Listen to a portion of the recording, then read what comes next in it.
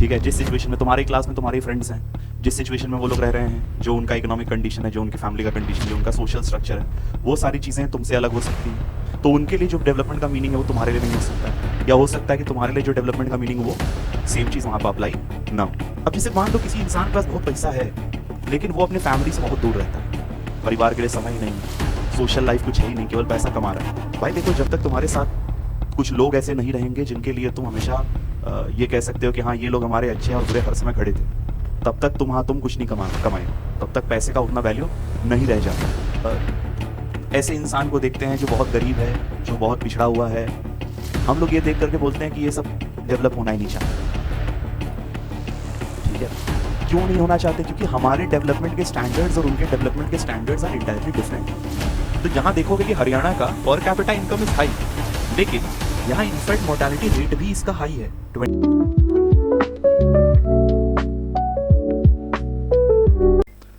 जय हिंद स्टूडेंट्स, आज एक बार फिर से हम लोग कॉमेट हब में आपके लिए लेकर आए हैं class 10th economics chapter 1 development.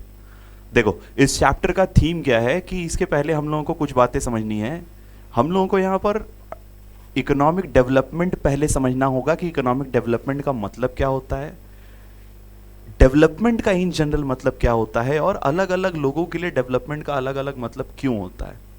ठीक है, देखो सबसे पहले हम लोग बात करेंगे। देखो, एक छोटा सा कैरिकेचर है यहाँ पर।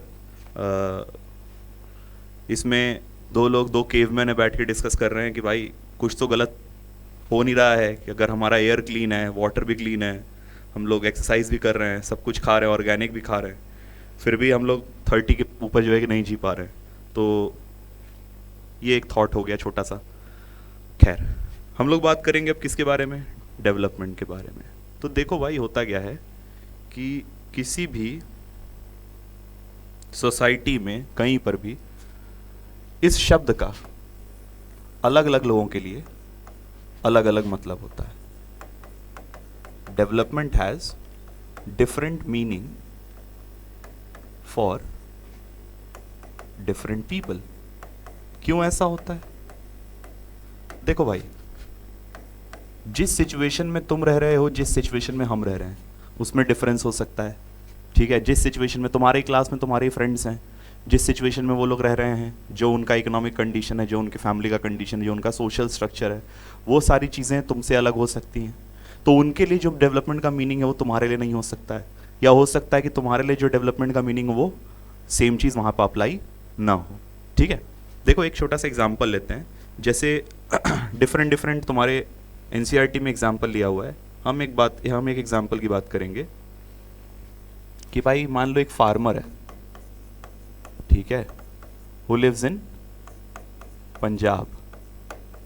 ठीक है, और ये क्या करता है भाई, ये बंदा, पहले सिचुएशन समझते हैं, उसके बाद हम बात करेंगे कि इसके लिए डेवलपमेंट का क्या मीनिंग होगा। ठीक है, और ये बंदा छोटा मोटा फार्मर नहीं है, इसके पास बिग लैंड होल्डिंग्स हैं, बिग फार्म लैंड। ठीक है, कॉमर्शियल फार्मिंग करता है। अब इसके लिए देखते हैं कि भाई इसके लिए डेवलपमेंट का क्या मीनिंग होगा। अब ये क्या चाहेगा, इसका डेवलपमेंट कब होगा? जब गवर्नमेंट सब्सिडीज मिलेंगी on fertilisers, on pesticides, on seeds ही परचेज्ड, ये सारी की सारी चीज़ों पे गवर्नमेंट सब्सिडी मिले, ये चाहेगा। दूसरा चीज़, चीप लेबर मिले, है ना, चीप लेबर मिलेगा तभी इसका जो भी प्रॉफिट होगा वो मैक्सिमाइज हो पाएगा। इसके साथ साथ ये चाहेगा कि गवर्नमेंट जो है इंफ्रास्ट्रक्चर पे ज़्यादा काम करे, इंफ्रास्ट्रक्चर डेवलप करने का काम करे। इंफ्रास्ट्रक्चर डेवलप करने का काम मतलब गवर्नमेंट रोड्स बनाए, मंडियाँ बनाए, जिससे कि मार्केट तक जाना, मार्केट एक्सेस करना आसान हो जाए। ठीक है, अच्छा, यहीं पे एक और कॉन्ट्रास्ट लेके चलते हैं कि जैसे हम डिस्कस करते हैं एक बंदे के बारे में जो लेबरर है। ठीक है, एक लेबरर है, डेली वेज लेबरर है। ठीक, सपोज ये यूपी या फिर बिहार जैसे एरियाज में रहता है। ठीक है, और बहुत ज़्यादा पढ़ा लिखा नहीं है, नॉट वेल एजुकेटेड इलिटरेट है, एक तरीके से इलिटरेट लेके चलते हैं, ठीक। इसके लिए डेवलपमेंट का क्या मीनिंग होगा? इसके लिए डेवलपमेंट का मीनिंग होगा भाई इसको रोटी कपड़ा मकान मिले, ठीक है, बेसिक नीड्स इसकी फुलफिल होनी चाहिए, है ना, प्लस थोड़ा बहुत सोशल सिक्योरिटी। सोशल सिक्योरिटी मतलब कि सर थोड़ा बहुत सेविंग हो, हल्का फुल्का पैसा हो, खाने को मिल जाए, ठीक है, बच्चे इसके थोड़ा बहुत एजुकेशन पालें, स्कूल एजुकेशन कम से कम बच्चों का कंप्लीट हो जाए, ये इसकी बेसिक नीड्स हो सकती है, ठीक। अब ऐसे ही कोई और सिचुएशन लेकर के आओगे, जैसे मान लो कि कोई एक लड़की है जो कि अपर क्लास से बिलोंग करती है, ठीक है, a girl living in upper class society, ठीक है, मतलब इसको खाने पीने का दिक्कत नहीं है, इसके बेसिक नीड्स फुलफिल हो रहे हैं, ठीक है, इसको एजुकेशन वगैरह मिल रहा है, सब कुछ मिल रहा है, लेकिन इसको क्या चाहिए? इसको चाहिए फ्रीडम, ठीक है, अपने डिसीजंस लेने के फ्रीडम, अपने मन का काम करने का फ्रीडम, अपने मन से शादी करने का फ्रीडम, ये सारा फ्रीडम इसको चाहिए। तो कहने का मतलब अलग अलग पर्सपेक्टिव में जो भी लोग रह रहे हैं या अलग अलग इन्वायरमेंट में जो भी लोग रह रहे हैं, अलग अलग एरियाज में जो लोग बिलोंग करते हैं, सबके लिए डेवलपमेंट का अलग अलग मीनिंग हो सकता है, ठीक है।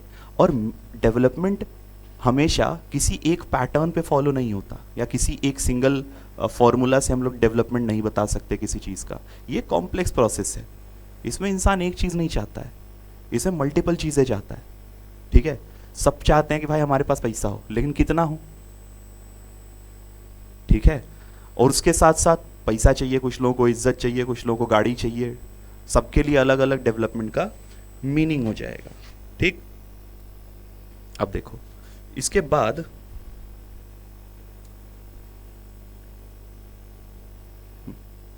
हम लोग बात करेंगे इसके बारे में, नेशनल डेवलपमेंट के बारे में, कोई देश कैसे डेवलप होगा। अच्छा, एक और चीज देखते हैं,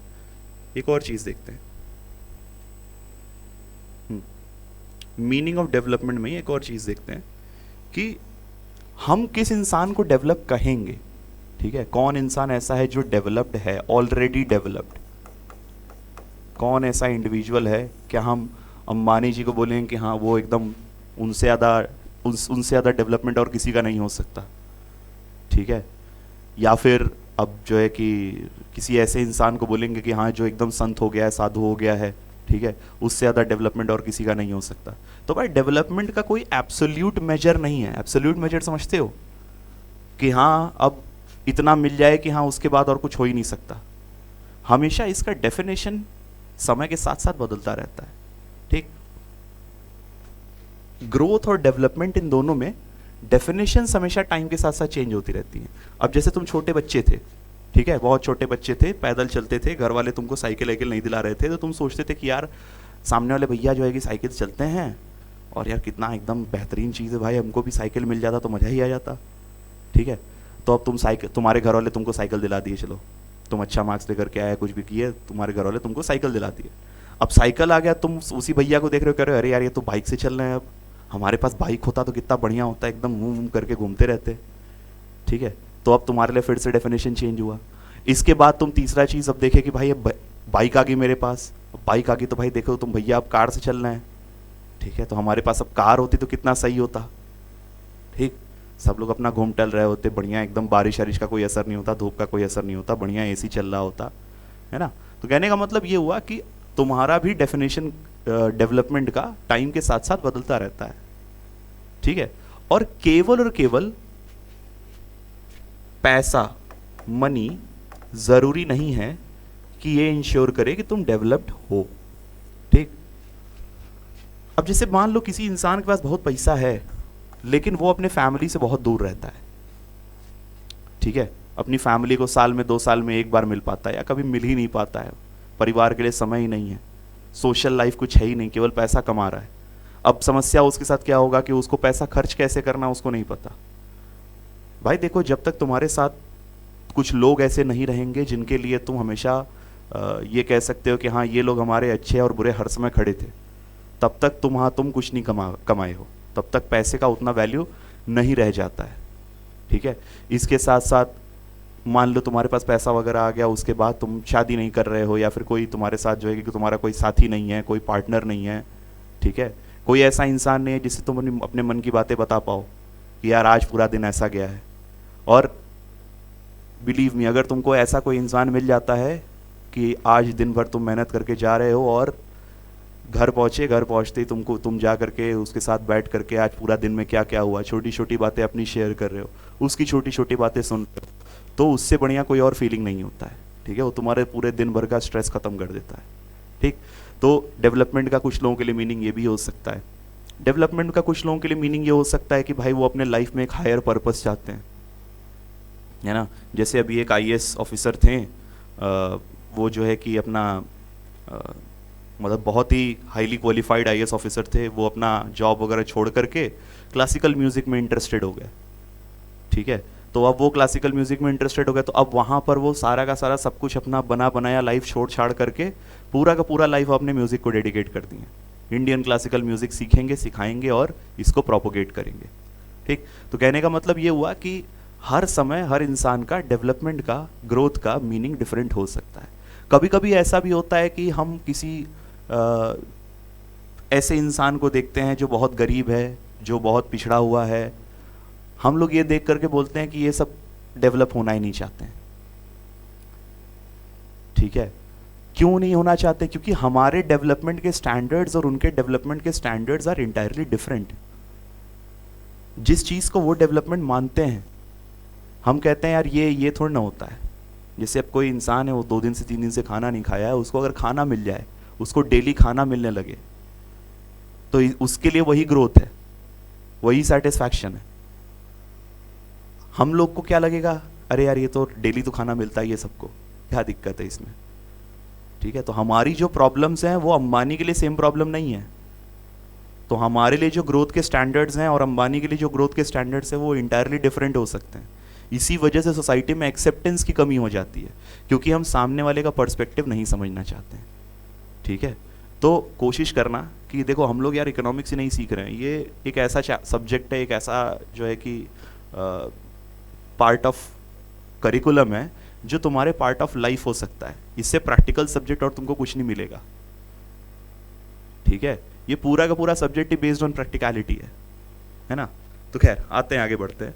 तो हम लोग ये सीखे कि केवल और केवल पैसा एक मैट्रिक्स नहीं हो सकता किसी भी इंसान का डेवलपमेंट का मेजर करने के लिए कि हाँ वो कितना ज़्यादा डेवलप्ड है, या उसका कितना ग्रोथ हो चुका है। ठीक है, या वो कितना आगे निकल चुका है। पैसे के अलावा भी चीज़ें होती हैं, सोशल एक्सेप्टेंस होता है, सोसाइटी होती है, इसके साथ साथ बिलोंगिंगनेस होता है। ये सारी की सारी चीज़ें मिला करके, रेस्पेक्ट होता है, ये सारी की सारी चीज़ें मिला करके डेवलपमेंट का मैट्रिक्स बन रहा है। ठीक, और सबके लिए मीनिंग डिफरेंट डिफरेंट हो सकता है। It does not depend upon a single factor. ठीक है, इसके बाद हम लोग बात करेंगे कि यार ये तो हो गई पर्सनल डेवलपमेंट की बात। अब हमको अगर डेवलपमेंट कराना है किसी देश का, या किसी देश का डेवलपमेंट मेजर करना है कि ये देश कितना ज़्यादा आगे बढ़ चुका है या किस रास्ते पे चल रहा है, तो उसके लिए क्या मेजर होना चाहिए। ठीक, तो सबसे पहले एक मेजर आता है जिसको बोलते हैं हम लोग इनकम। ठीक है, तो जैसे हम बोले कि भाई किसी देश का ओवरऑल इनकम अगर ज़्यादा है, ओवरऑल इनकम इज हाई, तो इसका मतलब वो देश ज़्यादा डेवलप्ड है। पॉसिबल हो भी सकता है, नहीं भी हो सकता है। अच्छा, अब जैसे देखो कि हम लोगों का देश का जो जैसे जीडीपी हो गया, ठीक है ना, वो मान लो किसी दूसरे देश की जीडीपी से ज़्यादा हो गया। ठीक, जैसे हम लोगों का देश है और कोई मान लो छोटा सा देश है न्यूजीलैंड, है ना, तो हम लोगों का जो ओवरऑल जीडीपी है वो higher than the GDP of New Zealand है। लेकिन क्या हम लोगों का देश ज़्यादा डेवलप्ड है न्यूजीलैंड से? क्या न्यूजीलैंड से लोग भाग करके इंडिया में आ रहे हैं जॉब करने के लिए या पढ़ाई करने के लिए, या फिर हमारे यहाँ के लोग वहाँ जा रहे हैं? ठीक है, कहने का मतलब ये हुआ कि केवल और केवल ओवरऑल इनकम ये मैट्रिक्स नहीं हो सकता कि हाँ कोई देश बहुत ज़्यादा डेवलप्ड है कि नहीं है। तो इसका एक और तरीका निकाला गया। हम लोग कहे कि यार देखो, हाँ एक और चीज़ है कि हम लोगों के देश का पॉपुलेशन बहुत ज़्यादा है, एज कम्पेयर टू न्यूजीलैंड। तो इसका मतलब सीधी सी बात है, अगर हम लोग सारे के सारे लोग कम भी कमाएंगे तो पूरा का पूरा मिला जुला करके न्यूजीलैंड से ज़्यादा हम लोगों का जो है कि इकोनॉमी तो हो ही जाएगा, है ना। लेकिन इसका ये मतलब नहीं है कि हम लोग ज़्यादा डेवलप्ड हो गए as compare to some other country, ठीक। तो यहाँ पर एक और टर्म निकाला गया जिसको बोला गया पर कैपिटा इनकम। क्या होता है पर कैपिटा इनकम भाई? पर कैपिटा इनकम मतलब होता है ओवरऑल इनकम या टोटल इनकम, इसी को नेट इनकम भी बोलते हैं, डिवाइडेड बाय टोटल पॉपुलेशन, ठीक है। Total income divided by total population, इसको हम लोग बोलते हैं per capita income. Per capita income एक तरीके से हम लोग एवरेज इनकम भी बोल सकते हैं, ठीक। तो एवरेज इनकम एक बेटर सेंस ऑफ अंडरस्टैंडिंग देता है दैन ओवरऑल इनकम।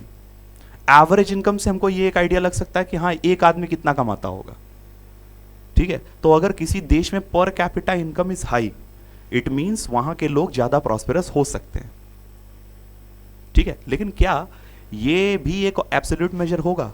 यहां पर भी एक समस्या है। यहां पर क्या समस्या है कि भाई ये जो एवरेज इनकम है या पर कैपिटा इनकम है, ये एक चीज के बारे में बात नहीं करता जिसको हम लोग बोलते हैं इनकम डिस्पैरिटी।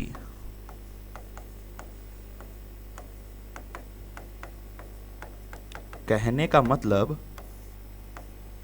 कि जैसे हम लोग बात करते हैं कि भाई दो लोग हैं, एक आदमी 50 रुपए कमाता है, दूसरा आदमी 60 रुपए कमाता है, तीसरा 70 कमाता है, ठीक है। तो ऑन एन एवरेज, यहां से एवरेज अगर हम निकालेंगे तो 60 रुपए मिलेगा एवरेज हमको, कि हाँ ऑन एन एवरेज ये तीनों जो है कि 60 रुपए कमाते हैं। लेकिन यहीं पे अगर हम लोग एक को 0 कर दें, एक को 60 कर दें और एक को हम लोग कितना कर दें भाई 120 कर देते हैं, इनका भी एवरेज 60 आएगा, इनका भी एवरेज कैलकुलेट करोगे 60 ही आएगा। यहां पर जो डिफरेंस है वो बहुत कम है, इन तीनों के इनकम का डिफरेंस इज वेरी लेस, लेकिन यहां पर डिफरेंस इन इनकम बहुत हाई है। एक आदमी कुछ नहीं कमा रहा है, एक आदमी 120 रुपए कमा रहा है। तो जो 120 कमा रहा है हमको उसका पता ही नहीं चल रहा है इस एवरेज से, हमको तो बस इतना पता चल रहा है कि भाई 60 रुपए एवरेज है। तो किसी भी देश में जब इनकम में डिस्पैरिटी होता है, कुछ लोग बहुत ज़्यादा अमीर होते हैं, कुछ लोग बहुत ज़्यादा गरीब होते हैं, तो वहाँ पर एवरेज इनकम सही मेजर या सही मैट्रिक्स नहीं होता। अकेले पर कैपिटा इनकम सही मैट्रिक्स नहीं होता है, ठीक है। हमको और भी चीज़ें इसमें इंक्लूड करनी पड़ेंगी जब भी हम लोग इस देश के या इस पर्टिकुलर रीजन के डेवलपमेंट की बात कर रहे हैं कि ये कितना डेवलप्ड है ना। तो पर कैपिटा इनकम अच्छी चीज़ है, एक मेजर देता है, लेकिन ये एब्सोल्यूट मेजर नहीं होगा। ऐसे ही ओवरऑल इनकम भी एक मेजर देता है, लेकिन ये भी एक एब्सोल्यूट मेजर नहीं होगा। अच्छा तो सर होगा क्या? सब तो आप नहीं ही कह रहे हैं, हाँ किस में बोलेंगे? आओ हाँ, एक देखो जैसे एक वही एवरेज इनकम का एक आइडिया देते हैं कि भाई यहाँ पर देखो अपने पास दो देशों का एक डेटा दिया हुआ है, तुम्हारे एनसीईआरटी से डेटा लिया हुआ है, ठीक है। इसके बारे में आज बात करते हैं। तो दो कंट्रीज हैं, यहाँ मंथली इनकम दिया हुआ है ना सिटीजन्स का। अब देखो अलग अलग रीजन्स हैं अपने पास, तो 1 2 3 4 5 5 रीजन्स है, तो अपने पास कितने हो गए भाई 1 2 3 4 5, ये 5 डेटा हो गया, ये 5 लोगों का डेटा हो गया, ठीक। इन सब का एवरेज हम लोग निकालते हैं, ठीक। इन दोनों का अगर हम लोग एवरेज निकालें तो देखो भाई एवरेज निकाल लेते हैं, कितना कितना आएगा 9500 प्लस 10500 कितना हो जाएगा 20,000, 20,000 और 10,000 30,000, 30,000 और ये दोनों को ऐड करोगे तुमको मिलेगा 20,000 और 50,000, 50,000 ये हो गया। यहाँ पर 50,000 हम लोग भर सकते हैं टोटल 50 के, और यहाँ देख लो भाई 500 500 500 500, ठीक। 50,000 होगा 60,000 होगा, एक बार देख लेना, 20 10 30 10 40 और 10 50, हाँ ठीक है। तो 50 50 50 50 2000 और ये भी 50 के होगा। वही डिस्पैरिटी की हम लोग बात कर रहे हैं, ठीक है, कि यहाँ पर दोनों में 5 अलग अलग सिटीजन्स हैं। यहाँ पर एवरेज आएगा तुम्हारा कितने लोगों का, 5 लोगों का एवरेज कितना आ जाएगा 10 के आ जाएगा, और यहाँ भी एवरेज 10 के आ जाएगा। लेकिन इन दोनों सिचुएशन से बहुत ज़्यादा डिफरेंस है, इन दोनों सिचुएशन से बहुत ज़्यादा अंतर आ जा रहा है। क्यों अंतर आ जा रहा है? एक मिनट, वीडियो में दिख नहीं रहा है क्या भाई? रुक जाओ, कुछ और लिख, दूसरा कलर सेलेक्ट कर लेते हैं जिससे विजिबिलिटी अच्छी हो जाए। तो here average income comes around 10K और ये भी 10K, ठीक है। यहाँ टोटल इनकम कितना हो जाएगा? 50K, और यहाँ पर भी टोटल इनकम 50K है। लेकिन इन दोनों सिचुएशन से बहुत ज़्यादा डिफरेंस आ रहा है। बहुत ज़्यादा डिफरेंस क्यों आ रहा है? क्योंकि कंट्री ए में डेविएशन इस डेटा में बहुत कम है, ठीक है, लेकिन यहाँ पर डेविएशन बहुत ज़्यादा है। 4 लोग 500-500 कमा रहे हैं और एक आदमी अकेला 48,000 कमा रहा है, ठीक है। तो अकेले एवरेज इनकम किसी भी देश का सही मैट्रिक्स नहीं हो सकता। हाँ, कंट्री ए के डेवलपमेंट को अगर हमको मेजर करना है तो वहाँ के लिए क्या होगा भाई? सही है, वहाँ के लिए एवरेज इनकम क्या है भाई? प्रेफर्ड रहेगा, सही रहेगा। लेकिन कंट्री बी में समस्या क्या है कि गरीब लोग और अमीर लोग में डिफरेंस बहुत ज़्यादा है। कुछ लोग एक्सट्रीमली पुअर हैं और कुछ आदमी क्या हैं? एक्सट्रीमली रिच हैं। तो इसीलिए इन दोनों में डिफरेंस क्या हो जाता है? बहुत ज़्यादा हो जाता है, ठीक है। चलो, ये एक एवरेजेस का कॉन्सेप्ट समझाने को था। हाँ, एक और डेटा देखते हैं हम लोगों का। 2 अलग अलग स्टेट्स का डेटा है अपने पास, सॉरी 3 अलग अलग स्टेट्स का डेटा है। कौन कौन से स्टेट्स हैं भाई अपने पास? देखो, हरियाणा है, बिहार है, और हरियाणा, केरला और बिहार, ये तीनों का पर कैपिटा इनकम दिया हुआ है। यहाँ 2,64,000 है, यहाँ 2,34,000 है, और ये 47,000 ओनली। ये per capita income, per capita yearly income है, ध्यान देना। ये क्या है भाई? ईयरली इनकम है। अब इसको देख के बोलोगे कि सर हरियाणा सबसे ज्यादा डेवलप होना चाहिए, हरियाणा को हमको ये मानना चाहिए कि बहुत ज्यादा डेवलप्ड नेशन, बहुत ज्यादा डेवलप्ड स्टेट है, ठीक है। लेकिन इसके साथ साथ कुछ और डेटा भी है। अब ये क्या डेटा है भाई? इसके बाद देखो क्या है, देखो टेबल, ग्राफ, डेटा, ये सब तुमको देखने को मिलेगा इस पर्टिकुलर चैप्टर में भी और आगे के चैप्टर्स में भी। अब मजे की बात यह है कि इस डेटा को रीड कैसे करना है, इसको समझना कैसे है, इससे क्या कंक्लूजन निकालना है, ये एक बहुत इंपॉर्टेंट फैक्टर है। तो आओ देखते हैं। देखो, यहाँ पर कुछ कुछ टर्म्स आएंगे, कुछ शब्द आएंगे। जैसे एक चीज आएगा जिसको बोलेंगे इन्फेंट मोर्टेलिटी रेट। क्या बोला जाएगा? Infant mortality rate.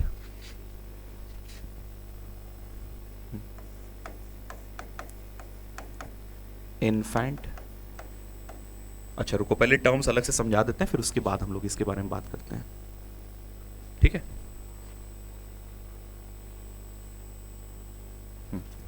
आ जाओ।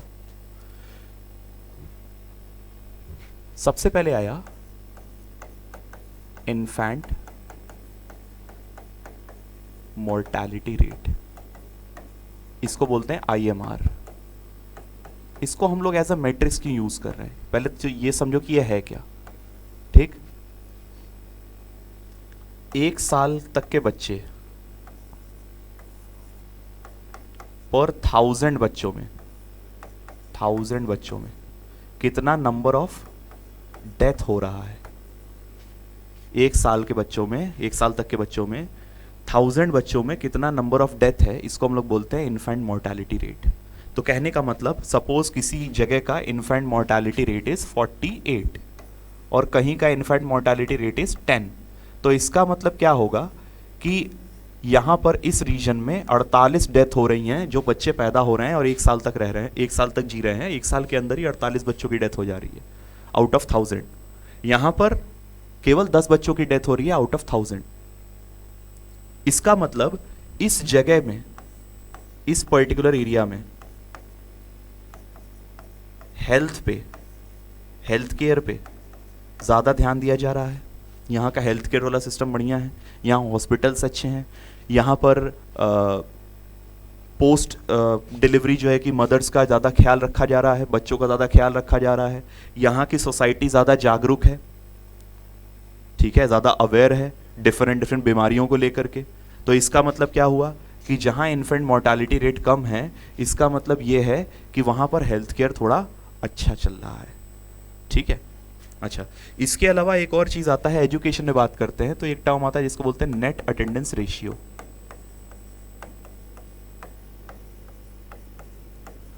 तो नेट अटेंडेंस रेशियो में क्या होता है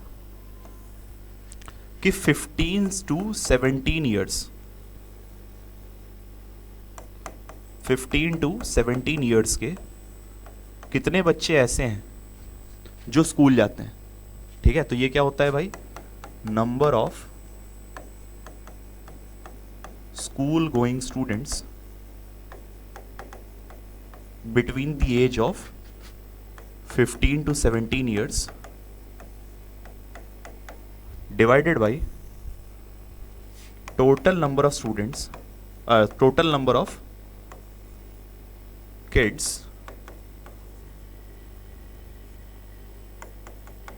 between 15 to 17 years। ये है नेट अटेंडेंस रेशियो। अब नेट अटेंडेंस रेशियो अगर हाई है, सपोज कहीं का नेट अटेंडेंस रेशियो इज से 75%, ठीक है, कहीं का कहीं और का नेट अटेंडेंस रेशियो है 60%।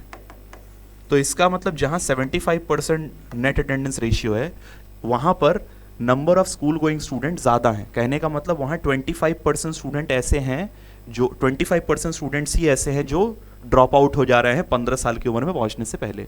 कहने का मतलब 12th का एग्ज़ाम या 10th का एग्ज़ाम देने के बाद या देने वाले जो बच्चे हैं वो 75% बच्चे हैं जो 10th का एग्ज़ाम दे रहे हैं जितने इनरोल हुए थे, ठीक।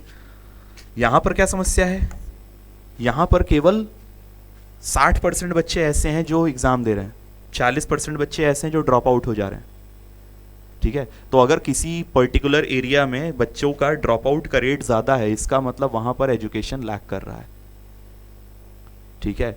हम ऐसे इंसेंटिव्स नहीं दे पा रहे हैं, हम एज अ गवर्नमेंट या स्टेट ऐसे इंसेंटिव्स नहीं दे पा रहे हैं जिससे कि बच्चे स्कूलों में रुकें,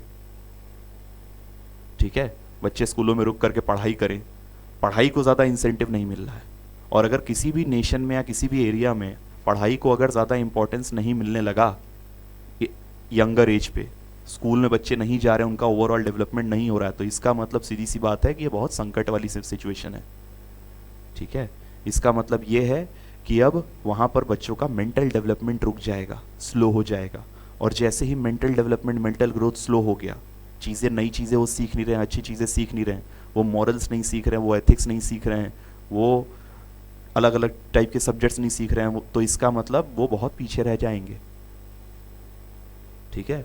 तो ये बहुत बेसिक्स है, यहाँ से हम लोग स्टार्ट करते हैं, ठीक। तो इन्फेंट मोर्टालिटी रेट है, नेट अटेंडेंस रेशियो है ना। ऐसे कुछ और भी टर्म्स हैं जिसके बारे में हम लोग बात करते हैं। जैसे एक टर्म यहाँ पे और आएगा, लिटरेसी रेट। लिटरेसी रेट क्या होता है भाई, लिटरेसी रेट मतलब कितने 7 साल से ऊपर के एज ग्रुप में कितने % लोग ऐसे हैं जो लिटरेट है, पढ़े लिखे हैं, ठीक है।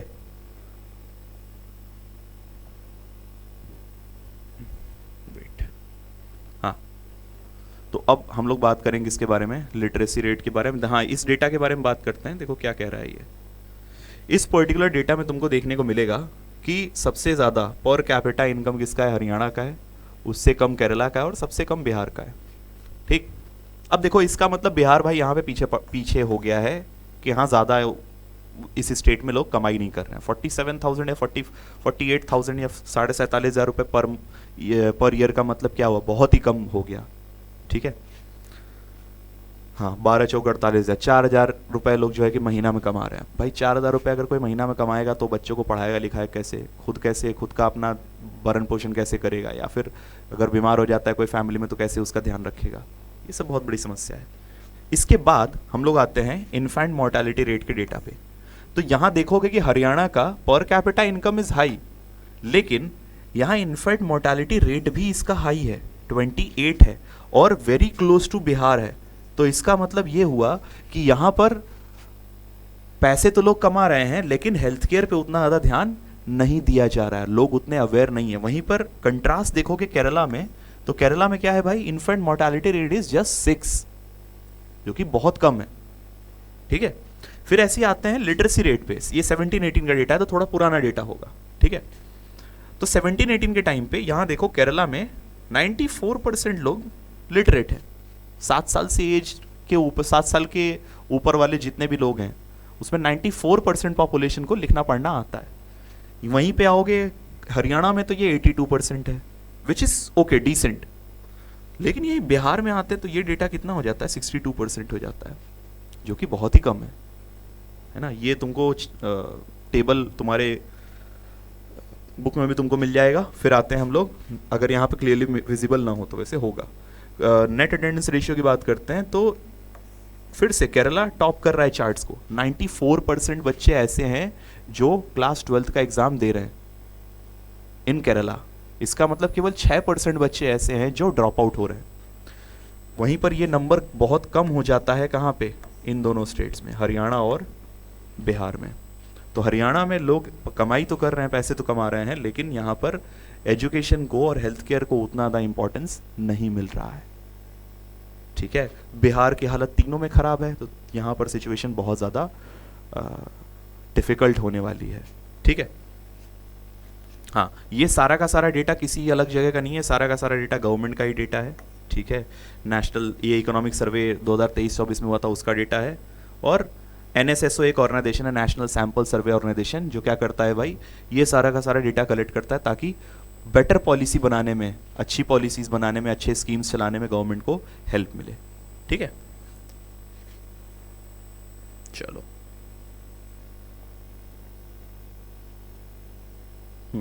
अब देखो, इसके साथ साथ हम लोगों को बात करना है कि क्या ऐसा किया जाए जिससे कि देश में डेवलपमेंट ज़्यादा हो, अच्छे से हो।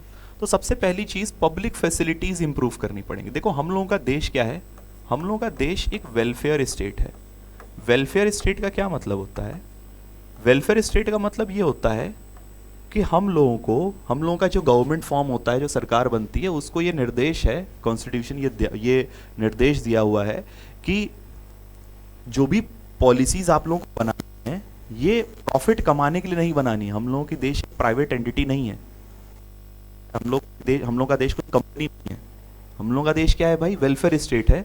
तो यहाँ पर जो भी सबसे डाउन ट्रॉडन पीपल हैं, ठीक है, डाउन ट्रॉडन मतलब जो डेवलपमेंट में सबसे नीचे आते हैं, सबसे निचले पायदान पे आते हैं, हमको इनका क्या करना है, अपलिफ्टमेंट करना है।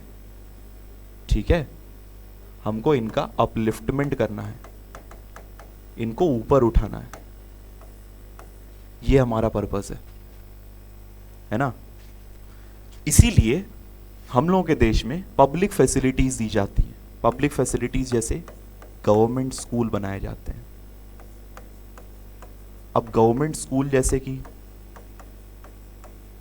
जितने भी स्टेट गवर्नमेंट्स हैं, वो अपने अपने स्टेट में प्राइमरी स्कूल्स बनाते हैं, सेकेंडरी स्कूल बनाते हैं, सीनियर सेकेंडरी स्कूल बनाते हैं।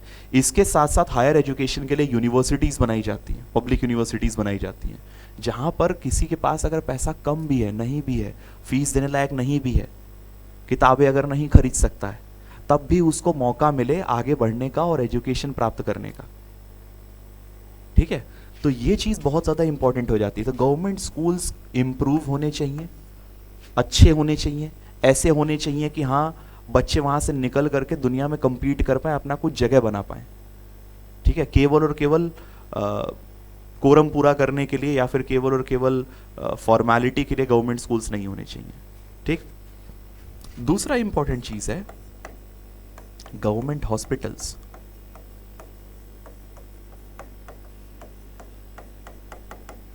गवर्नमेंट हॉस्पिटल्स, अब देखो है क्या कि जैसे जैसे जब कोविड आया, पैंडमिक हम लोगों का जब आया, पूरे दुनिया में आया, तब हम लोगों को समझ में आया कि हेल्थ केयर का या हॉस्पिटल्स का कितना ज़्यादा इंपॉर्टेंस हो सकता है।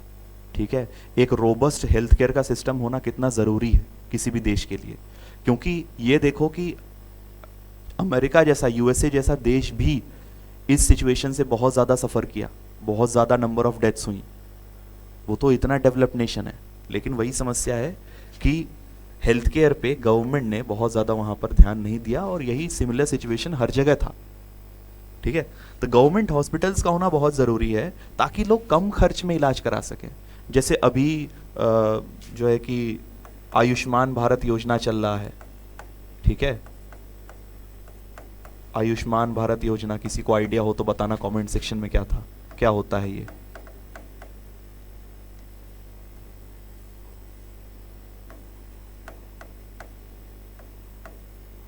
आयुष्मान भारत योजना में क्या क्या आता है, कमेंट सेक्शन में करके हम जो है कि बताओ।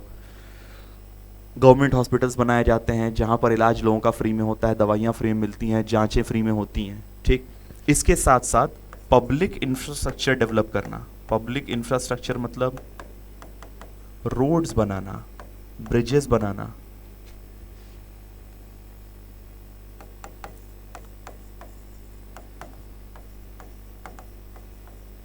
मार्केट प्लेस बनाना, ये सब चीज़ें बनाने का जिम्मेदारी भी किसका है? गवर्नमेंट का है, ठीक। क्योंकि पब्लिक इंफ्रास्ट्रक्चर जब डेवलप्ड रहेगा, कहने का मतलब अच्छी रोड्स बनेंगी, अच्छी रोड्स बनेंगे तो कनेक्टिविटी बेटर होगा, और अगर कनेक्टिविटी बेटर होता है तो इसका मतलब क्या हुआ कि हमारे यहाँ लोग एक जगह दूसरी जगह ज़्यादा आसानी से आ जा सकते हैं, प्लस एक जगह से दूसरी जगह बिजनेस करना, ट्रेड करना, ये सब चीज़ें भी आसान हो जाएंगी, ठीक है। नए मार्केट्स ओपन हो जाएंगे।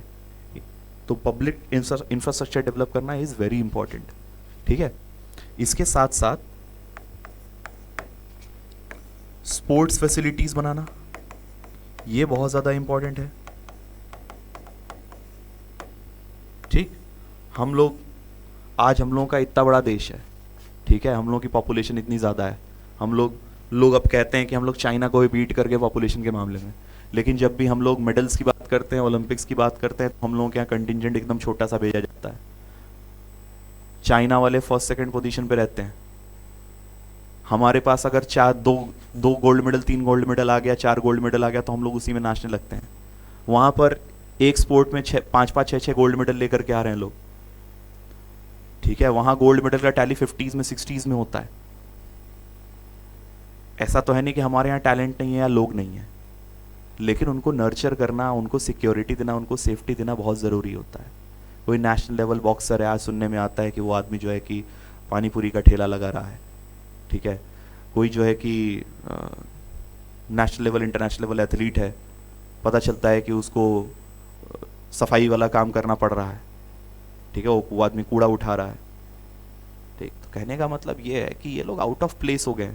अब अगर तुम स्पोर्ट्स फैसिलिटीज़ डेवलप नहीं करोगे, लोगों को इनकरेज नहीं करोगे, बच्चों को स्पोर्ट्स के लिए इनकरेज नहीं करोगे, उनको स्पोर्ट्स में फ्यूचर नहीं दिखेगा, तो धीरे धीरे हम लोगों का देश बूढ़ा होता जाएगा, वो एनर्जी नहीं रह जाएगी, ठीक है, बीमारियां बढ़ने लगेंगी। तो ये सब चीज़ें बहुत ज़्यादा इंपॉर्टेंट होती हैं, स्पोर्ट्स फैसिलिटीज़ वाला डेवलप करना। तो कहने का मतलब जो भी पब्लिक फैसिलिटीज़ हैं किसी भी नेशन में, these facilities are very important for the development of nation, है ना, एंड इट्स सिटीजन्स, ठीक है। अच्छा, इसके बाद हाँ, हम लोग बात करते हैं अब कि एक ऑर्गेनाइजेशन है जिसका नाम है यूनाइटेड नेशंस, है ना। ये क्या करता है? एक इंडेक्स बनाता है, ह्यूमन डेवलपमेंट रिपोर्ट बनाता है, ठीक, HDR बनाता है। अब इस ह्यूमन डेवलपमेंट रिपोर्ट में ऐसा क्या खास बात है? अब जैसे डिफरेंट कंट्रीज हैं, हमारे नेबरिंग कंट्रीज ही हैं, ठीक है, इनके साथ हमारा कंपैरिजन हो रहा है। तो अब देखो यहाँ पर सबसे पहले क्या क्या टर्म्स आते हैं ये भी देख लो। सबसे पहला gross national income per capita, कहने का मतलब वही पर कैपिटा इनकम वाली बात है। 2017 का डेटा यहाँ पे लिया हुआ है, ठीक। लाइफ एक्सपेक्टेंसी एट बर्थ, इसका मतलब ये हुआ कि इंसान ऑन एन एवरेज यहाँ पर कितने साल जीता है, ठीक, ऑन एन एवरेज कितने साल इंसान जी रहा है, वो होता है लाइफ एक्सपेक्टेंसी एट बर्थ। और फिर इसके बाद 25 साल या 25 साल के ऊपर के लोग जितने भी हैं वो कितने साल स्कूल गए हैं। अब जैसे ऑन एन एवरेज हम लोग एक पूरे के पूरे जीवन काल में होता क्या है कि स्कूल जाने का एज होता है, जैसे 2 साल 3 साल से बच्चा मान लो चालू किया, 3 साल से स्टार्ट किया, 17-18 साल तक स्कूलिंग करता है, 14-15 साल का स्कूलिंग उसका होता है, ठीक है, होना चाहिए आइडियली। तो यहाँ पर अपने पास अलग अलग डेटा दिया हुआ है, मीन्स ईयर ऑफ स्कूलिंग, मतलब ऑन एन एवरेज कितने साल लोग स्कूल जा रहे हैं, ठीक। और इसके बाद HDI रैंक दिया गया और इन तीनों मैट्रिक्स के बेसिस पे सारी की सारी कंट्रीज का रैंकिंग बनाया गया, ठीक है। अब देखो HDI means human development index, याद रखना, ठीक है। और इसमें टोटल कितने कंट्रीज पार्टिसिपेट करते हैं? 193 कंट्रीज पार्टिसिपेट करते हैं, ठीक। देखो अब इस डेटा को समझते आओ। हमारा ही पड़ोसी है श्रीलंका, यहाँ देखो यहाँ कितने का डिफरेंस है, ऑलमोस्ट डबल का डिफरेंस है। यहाँ लगभग $12,000 पर कैपिटा इनकम है और हम अपने यहाँ कितना है, लगभग $7,000 है, ठीक है। सबसे पहले तो ये एक बहुत बड़ा डिफरेंस। खैर ये डिफरेंस इसकी वजह से भी आता है कि हमारे यहाँ पॉपुलेशन श्रीलंका कंपैरिजन में बहुत ज़्यादा है, ठीक है, इसकी वजह से ये डिफरेंस आ सकता है। खैर ठीक है, कोई दिक्कत नहीं है। लेकिन फिर यहाँ पर जो डिफरेंस आता है इसके बारे में बात कर लेते हैं। श्रीलंका में लाइफ एक्सपेक्टेंसी कितना 76.6 ईयर्स है, मतलब ऑन एन एवरेज यहाँ पे लोग 75 साल 76 साल के अराउंड जी रहे हैं। इंडिया में हम लोग 70 नहीं पहुंच पा रहे हैं। तो इसका मतलब भाई हेल्थ केयर का सिस्टम में कुछ तो प्रॉब्लम है, ठीक है। फिर आते हैं मीन ईयर स्कूलिंग पे। ये देखो, ये एक बहुत बड़ा कंट्रास्ट है। हमारे यहाँ जो बच्चा है वो ऑन एन एवरेज 6.5 ईयर्स तक स्कूलिंग करता है। हम लोगों का हालत इवन बांग्लादेश से खराब है इस पर्टिकुलर सिचुएशन में, कि हम लोगों का बच्चा 14 साल 15 साल उसको स्कूल जाना चाहिए, 13 साल 14 साल स्कूलिंग होना चाहिए। हम लोग क्या आधा 6.5 डेटा है, ठीक है, 6.5 ईयर्स है। HDI हम लोगों का 134 है।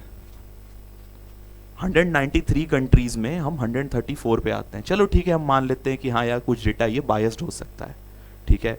कुछ हो सकता है ऐसा कि हाँ यहाँ पर डिटेल सही नहीं लिखी हो, या कुछ हो सकता है ऐसा कि अपने हिसाब से लोग रैंकिंग बना देते हो। लेकिन अगर कहीं प्रॉब्लम्स हैं तो उसको एड्रेस करना ज़रूरी होता है, ठीक है। हम प्रॉब्लम्स को ऐसे नहीं छोड़ सकते कि हाँ भाई ये हमसे दुश्मनी में बनाया गया है, या फिर ये चीज़ें जो है कि हमारे फ़ायदे की नहीं है। भाई हमारे साथ समस्या हम लोगों के साथ सबसे बड़ी यही है कि हम प्रॉब्लम्स को देखते हैं, रोज़ देखते हैं, ठीक है। उन प्रॉब्लम्स पे गाली भी देते हैं सबको, लेकिन फिर उन प्रॉब्लम्स को इग्नोर करते हैं कि नहीं ठीक है, कोई दिक्कत नहीं, हमको थोड़ा ना अफेक्ट कर रहा है। आज नहीं अफेक्ट कर रहा है, लेकिन हाँ आने वाले समय में करेगा अफेक्ट। हम लोग लोगों की एक आदत है कि अपना घर साफ रखते हैं लेकिन गली गंदी रखते हैं। अपने घर से कूड़ा उठा के गली में फेंक देते हैं। रहे हम लोग वहीं पे रहे हैं, लेकिन सफाई हम बस केवल अपने घर की करते हैं। सफाई हम करने को नहीं बोल रहे हैं, कम से कम सफाई रखो। तो कहने का मतलब ये हुआ कि अगर कोई रिपोर्ट वगैरह बन के आ रही है, ऐसे बन के आ रही है, तो हाँ उसमें कुछ फॉल्ट्स हो सकते हैं, कुछ प्रॉब्लम्स हो सकती है, कुछ समस्याएं हो सकती हैं, लेकिन वो इंटायरली फॉल्स नहीं हो सकता। और अगर उससे फाइंडिंग्स निकल रही हैं तो हम लोगों को एक बार सोचना चाहिए कि हाँ ये चीज़ें क्यों हो रही हैं, यहाँ पर ये प्रॉब्लम्स क्यों हैं, ठीक है। तो ह्यूमन डेवलपमेंट इंडेक्स में हम लोगों का देश 134th रैंक पे आता है in a total of 193 countries in the world, ठीक। इसमें क्या क्या चीज़ें देखो शामिल है। पहले तो पर कैपिटा इनकम शामिल है, लाइफ एक्सपेक्टेंसी शामिल है, और कितने साल तक बच्चे स्कूल जा रहे हैं 25 साल की एज तक के लोगों में, ठीक है। ये पूरा का पूरा तुमको एक डेटा बना करके दिया हुआ है। इस बेसिस पे हम ये जज कर सकते हैं कि कहाँ पे इनकम ज़्यादा है, कहाँ पे स्कूल्स, कहाँ पर एजुकेशन और कहाँ पर हेल्थ केयर की फैसिलिटीज़ बेटर हैं, ठीक है। तो ये 3 मैट्रिक्स बनाए गए।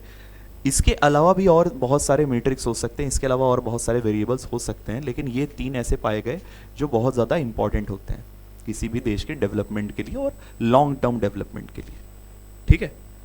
तो HDI से क्वेश्चंस आते हैं, बहुत ही इंपॉर्टेंट होता है। ये वाला टॉपिक तुम्हारे लिए बहुत ज़्यादा इंपॉर्टेंट है। और हम लोग पहले भी डिस्कस किए थे कि अब सारे के सारे पेपर्स, सारे के सारे सब्जेक्ट्स सोशल स्टडीज़ में इक्वल मार्क्स के हैं, तो उसमें कोई भी प्रेफरेंस नहीं है कि हाँ हम इकोनॉमिक्स कम पढ़ेंगे तो हमारा चलेगा। अच्छी चीज़ अब तुम्हारे लिए कि इकोनॉमिक्स का प्रोपोर्शन बहुत छोटा सा है, ठीक है। उसमें सिलेबस बहुत बड़ा नहीं है, चैप्टर्स छोटे छोटे हैं, तो तुम जल्दी पढ़ के इसको ख़त्म कर सकते हो। नोट मेकिंग स्ट्रैटेजी फिर से हम रिपीट करेंगे कि ऐसे चैप्टर्स का 1 पेजर नोट बनाना है। एक A4 शीट लेना है, उस पर जो जो तुमको इंपॉर्टेंट चीज़ें लग रही हैं वो लिखो, उसको बार बार रिवाइज करो, और फिर उसके बाद क्वेश्चंस का प्रैक्टिस करो। तभी तुम जो पढ़े होगे उसको अप्लाई करना सीख पाओगे, ठीक। आ जाओ। इसके बाद एक अंतिम चीज होती है सस्टेनेबल डेवलपमेंट। देखो भाई, कोई भी देश का डेवलपमेंट हो रहा है तो वहां पर एक बहुत इंपॉर्टेंट फैक्टर होता है सस्टेनेबिलिटी। सस्टेनेबिलिटी का मतलब होता है कि हम लोग डेवलपमेंट ऐसे करें जिससे कि नेक्स्ट जनरेशन को कोई समस्या ना हो, या कम से कम समस्या हो। फॉर एग्जाम्पल, हम यहाँ पर मान लो हमको फॉसिल फ्यूल का या फिर ऑयल का नया जो है कि वो मिल गया, वेल मिल गया, या फिर नया एरिया मिल गया जहाँ पर हम लोगों को ऑयल बहुत ज़्यादा मिलता है। अब हम लोगों के पास क्या क्या ऑप्शन है भाई कि हम तुरंत यहाँ से एक्सट्रैक्ट करना चालू करें और इतना एक्सट्रैक्ट करें कि कुछ ही सालों में इसको एग्जॉस्ट कर दें, ख़त्म कर दें। तो इससे क्या नुकसान होगा? पहली चीज़ कि हम लोग रिन्यूएबल एनर्जीज पर स्विच नहीं कर पाएंगे। दूसरा समस्या क्या होगा? आने वाली जनरेशन को इस ऑयल का फ़ायदा नहीं मिलेगा। ठीक, तो ये डेवलपमेंट तो हुआ, लेकिन ये सस्टेन्ड नहीं रहेगा, ये रुका हुआ नहीं रहेगा, ये आराम से डेवलप नहीं हो रहा है, ये बहुत तेज़ी से हो रहा है। और बहुत तेज़ी से अगर कोई चीज़ डेवलप हो रही है तो कहीं ना कहीं बहुत ज़्यादा कूड़ा कचरा इकट्ठा हो रहा होगा। ठीक, तो हम लोग का डेवलपमेंट का प्लान ऐसा होना चाहिए जिससे कि आगे आने वाली जनरेशन्स और जितने भी लोग हम लोगों के देश में इन्वॉल्व हैं, जितने भी स्टेक होल्डर्स हैं, उन सब लोगों को बराबरी का मौका मिले कि हाँ वो भी इन रिसोर्सेज का यूज़ यूटिलाइजेशन कर पाएँ। ठीक है, तो भाई देखो आज के लिए अब इतना ही। हम लोग ये चैप्टर कॉम्प्रिहेंसिवली कवर किए।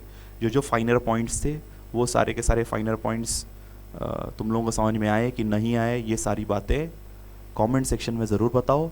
और नेक्स्ट किस टॉपिक का वीडियो चाहते हो, किसी पर्टिकुलर स्पेसिफिक टॉपिक का वीडियो भी चाहते हो, वो भी बिल्कुल मिल जाएगा, बस तुमको बताने की देरी है। ठीक है, तो स्टूडेंट्स इन्हीं बातों के साथ हम अपने वीडियो को विराम देते हैं और मिलेंगे आपसे नेक्स्ट वीडियो में।